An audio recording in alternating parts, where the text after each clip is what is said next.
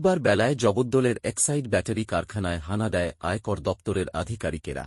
কেন্দ্রীয় বাহিনীকে সঙ্গে নিয়ে তাঁরা কারখানার ভেতরে ঢুকে ঘণ্টার পর ঘণ্টা তল্লাশি চালাচ্ছেন। যদিও কী কারণে আয়কর দপ্তরের এই তল্লাশি অভিযান তা এখনও জানা যায়নি।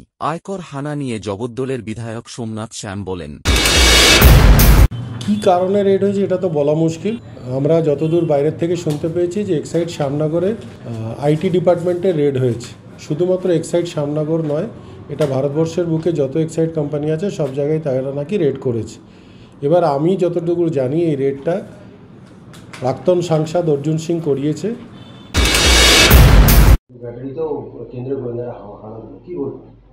সে তো হানা হবেই।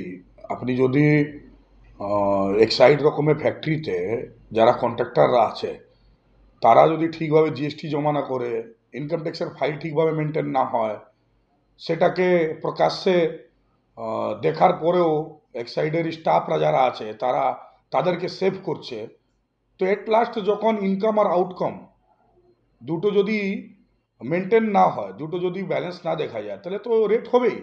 আজকে দিনে তো এক্সাইড ফ্যাক্টরিতে সোমনাথ স্বামী চিনির পুরো পরিবার, পুরো ফ্যামিলি সহ তাদের লোক যেভাবে জোর করে জিএসটিকে ইগনোর করে কোনোভাবে কোনো ট্যাক্স ওরা ঠিকভাবে জমা দিচ্ছে না, আর সেখানে সাপ্লাই দিয়ে যাচ্ছে, কাজ করে যাচ্ছে, আর এক্সাইড ফ্যাক্টরি এমপ্লয়িরা তাকে ছেড়ে দিচ্ছে। যেহেতু তৃণমূল কংগ্রেসের ট্রেড ইউনিয়ন নেতা এমএলএ আছে, তার পরিবাররা আছে। তো আজকের দিনে যে রেট হয়েছে, শুধু রেট করলে হবে না, যে অফিসাররা দেখার পরেও তাদেরকে ছেড়েছে তাকে অ্যারেস্ট করতে হবে। যে কন্ট্রাক্টররা জিএসটি ঠিকভাবে জমা করেনি, সে সোমনাথ স্বামী চিনি হোক, তার পরিবার হোক, তাদেরকে অ্যারেস্ট করা উচিত। তাই কিন্তু মানুষের মধ্যে ভয় আসবে। এইসব চুরি করলে কি করে সরকার চলবে, কি করে দেশ চলবে?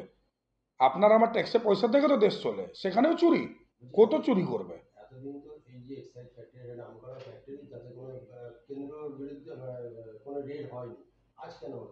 আজকে রেটটা হয়েছে, দুর্নীতি করছে। আজকে পুরো গভর্নমেন্টকে বোকা বানাচ্ছে এরা।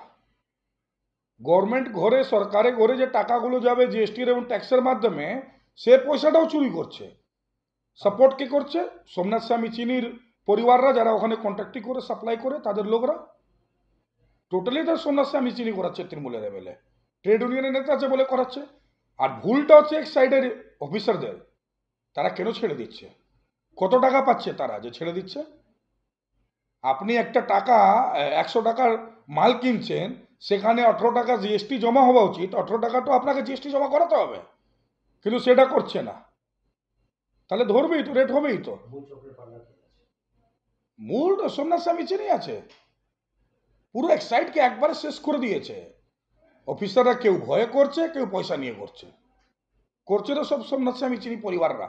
আপনি জিজ্ঞাসা করুন না কারা কোন সাপ্লাইটা দেবে, আপনি দেখবেন ম্যাক্সিমাম 80% লোক আপনি সোমনাথ স্বামী চিনি লোক পাবেন, আর তাদেরই বিলে কিন্তু সব ভুলভাল।